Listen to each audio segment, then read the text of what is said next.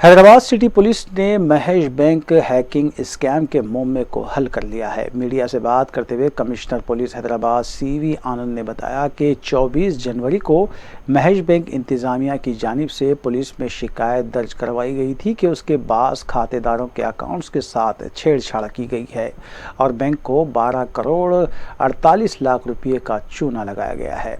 Commissioner police ने बताया कि नामालूम हैकर्स ने, जो हो सकता है कि बरतानिया या फिर नाइजीरियाई हों, उन्होंने महेश बैंक के 200 मुलाजमीन को ईमेल भेजे, लेकिन बैंक के सिर्फ 2 मुलाजमीन ने इन ईमेल्स को क्लिक किया, जिसके साथ ही हैकर्स की लॉकसॉफ्ट के ज़रिए दोनों मुलाजमीन के कंप्यूटर आईडीज़ और पासवर्ड हासिल कर लिए गए और जो काम दोनों मुलाजमीन कर रहे थे, हैकर्स इसका मुशाहिदा कर रहे थे। और जब 2 मुलाजमीन जिनके कंप्यूटर हैक कर लिए गए थे, 2 दूसरों से जब वो ईमेल का तबादला करते तो उस वक्त हैकर्स ने दीगर मुलाजमीन के डाटा तक भी रिसाई हासिल कर ली। उसके बाद शहनाज बेगम, नवीन कुमार, विनोद कुमार और संपत कुमार के नाम से अकाउंट खोले गए। इसके अलावा हैकर्स ने हिंदुस्तान के मुख्तलिफ इलाक़ों में मौजूद 115 मुख्तलिफ अकाउंट्स में रकम मुंतकिल कर दी, जिसके बाद बैंक को तकरीबन 12 करोड़ 48 लाख रुपये का नुकसान हुआ। बताया गया कि इस सिलसिले में ताहाल 22 अफराद को गिरफ्तार किया जा चुका है। ताहम 2 अहम सरगना के मुंजुमला 1 को गिरफ्तार किया गया है। कमिश्नर पुलिस सीवी आनंद ने कहा कि महेश बैंक इंतजामिया ने साइबर सिक्योरिटी पर तवज्जो नहीं दी, जिसकी वजह से इतना बड़ा स्कैम हुआ। उन्होंने तमाम इदारों, ख़ास तौर पर बैंक्स और माली इदारों से अपील की है कि वो साइबर सिक्योरिटी को यकीनी बनाएं। कोऑपरेटिव बैंक का हैकिंग केस जनवरी 24 ये साल रिपोर्ट हुआ था। बैंक के मैनेजर ने कंप्लेंट दिया था कि 12 करोड़ 12.48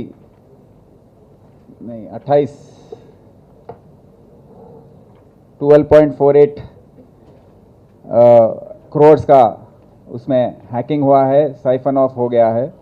तो रिकन्सिलिएशन करते समय उनको ये पता लगा और उन्होंने आकर सीसीएस में कंप्लेंट दिया। साइबर क्राइम सेल ये केस टेकअप करके 2 महीने बहुत गहरी तहकीकात करने के बाद काफ़ी ये केस के बारे में जानकारी मिली है। तो इसमें ब्रीफली संक्षिप्त में मैं कहना चाहता हूँ कि हैकर जो है वो कौन से देश में बैठा है हमको नहीं मालूम, अभी भी यूके हो सकता है या नाइजीरिया में कहीं हो सकता है मोस्ट प्रोबेबली। तो उसने नवंबर के महीने में 200 फिशिंग मेल्स महेश बैंक के एम्प्लॉयज़ को भेजा था। 200 एम्प्लॉय को 200 मेल भेजा उसने, और उसमें 2 एम्प्लॉय वो जो फिशिंग मेल्स हैं उसको क्लिक किया। उन्होंने उनके बिजनेस के संबंधित विषय में मेल आया था तो उसने क्लिक किया। क्लिक करने पर उसका जो मेल है, हैकर है, वो उनके सिस्टम से कनेक्ट हो गया, क्योंकि उसमें रिमोट एक्सेस ट्रोजन एक था, वायरस का नाम है, वो ट्रोजन था, उसकी वजह से कनेक्शन हो गया। कनेक्शन होने के बाद ये हैकर की लॉगर सॉफ्टवेयर भेजा है वो दोनों सिस्टम में।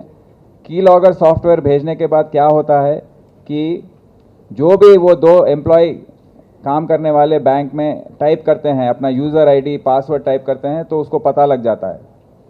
तो इसके द्वारा, की लॉगर सॉफ्टवेयर के द्वारा उसने ये दोनों एम्प्लॉय का यूज़र आईडी और पासवर्ड उसने मालूम कर लिया। उसके बाद ये 2 सिस्टम्स के द्वारा वो, क्योंकि सिंगल नेटवर्क पर है, जो सुपर एडमिन कहते हैं, सुपर एडमिन जो वो होते हैं बैंक में जिनको डेटाबेस जो है उसके साथ इनका कनेक्शन होता है। उसमें एंट्री करने का और उसको एक्सेस करने का जो पासवर्ड हो या यूज़र आईडी हो, इन्हीं के पास होता है। पर महेश बैंक में 10 लोगों के पास ये सुपर एडमिन का यूज़र आईडी जो है, 10 लोगों के पास ये सुपर एडमिन का यूज़र आईडी जो है और पासवर्ड जो है दिया था 10 एम्प्लॉयज़ को। तो जब भी ये 2 एम्प्लॉय ये 10 एम्प्लॉय से संपर्क करते थे और टाइपिंग करते थे या कुछ मेल एक्सचेंज करते थे, तो पूरा इंफॉर्मेशन वो हैकर को पहुंच रहा था। तो ऐसे जनवरी 6 से लेके जनवरी 23 तक उसने ये कीलॉगर सॉफ्टवेयर के द्वारा जो सुपर एडमिन का यूज़र आईडी पासवर्ड मालूम करके उसके द्वारा मेन डेटाबेस में एंटर हो गया था। इसी समय दूसरी तरफ ये हैकर के यहाँ पर हैंडलर्स होते हैं दिल्ली से में ज़्यादातर, बैंगलोर हैदराबाद में भी हैं, ज़्यादातर ये नाइजीरियंस हैं। ये हैंडलर्स क्या किए हैं कि नवंबर के महीने में ही जो 7 लोगों के द्वारा महेश बैंक में अकाउंट्स ओपन करवाए हैं। ये इनके नाम हमें बताया, शहनाज बेगम,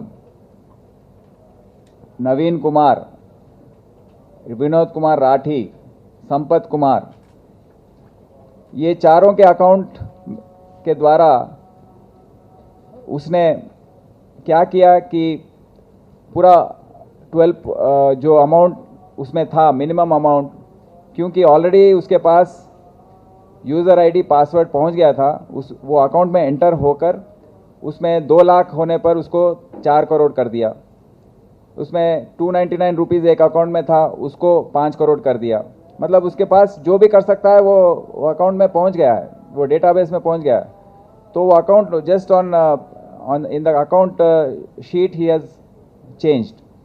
इस ऐसे टोटल 12.48 करोड़ ये 4 अकाउंट में उसने चेंज किया। और 3 अकाउंट भी थे, बट वो 3 अकाउंट काम नहीं किए वो दिन।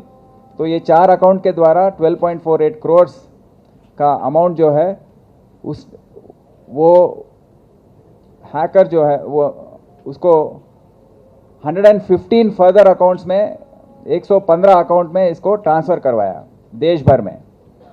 और ये 115 अकाउंट होल्डर्स काफ़ी लोग हैं, दिल्ली में है, कलकत्ता में है, नॉर्थ ईस्ट में है, बेंगलोर में है, हैदराबाद में है।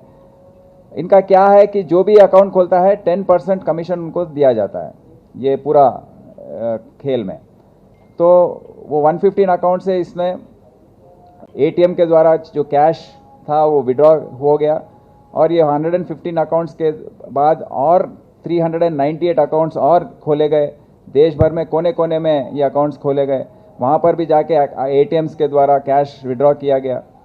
और इसका पूरा जो इन्वेस्टिगेशन है, जो तहकीकात है, 2 महीने से काफ़ी हमारे ऑफिसर का 100 ऑफिसर, मतलब कांस्टेबल से लेके जॉइंट सीपी तक, ये 2 महीने बहुत मेहनत किए हैं, देश भर में घूमे हैं। क्योंकि हम एक फैसला लिया था कि हम ये केस में हैकर को कैसे भी पकड़ना है, क्योंकि ये डेंजर जो है बहुत ज़्यादा है।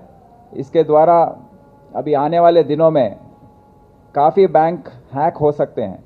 और अभी तक हमारे राष्ट्र में हम देखे हैं, तेलंगाना स्टेट कोऑपरेटिव बैंक का हैक हुआ था जुलाई में, 2 करोड़ रुपए आसपास उसमें हैक हो गए थे। अभी ये केस हुआ है, मुंबई में 2 केस रिपोर्ट हुए हैं, डीएनएस बैंक और दूसरा एक कोऑपरेटिव बैंक में।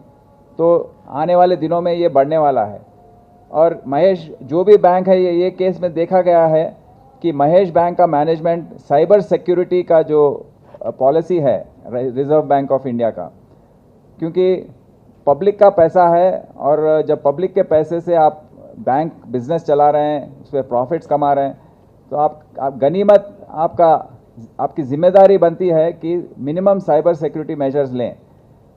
बट आपने सिंगल नेटवर्क पर चलाया, पूरे एम्प्लॉयज़ को इंटरनेट दे दिया, हेडक्वार्टर बैंक से लेके पूरे ब्रांचेस तक एक ही नेटवर्क पर आपने कनेक्शन दे दिया, आपने फायरवॉल्स नहीं लगाया, आपने इंट्रूजन प्रिवेंशन डिवाइसेस नहीं लगाया, इंट्रूजन डिटेक्शन सिस्टम्स नहीं लगाए।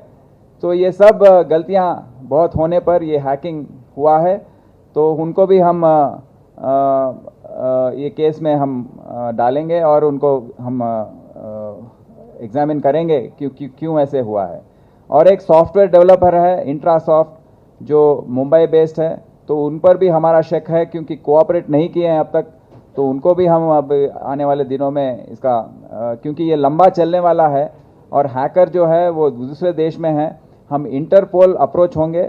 इंटरपोल के द्वारा ये जो आईपी एड्रेसेस हैं वो दूसरे देश में आ रहे हैं और प्रॉक्सी आईपी एड्रेसेस हैं, तो इनका एक्चुअल आईपी एड्रेस क्या है, कौन है ये आदमी, ये मालूम करने के लिए इंटरपोल की सहायता मदद हम लेंगे।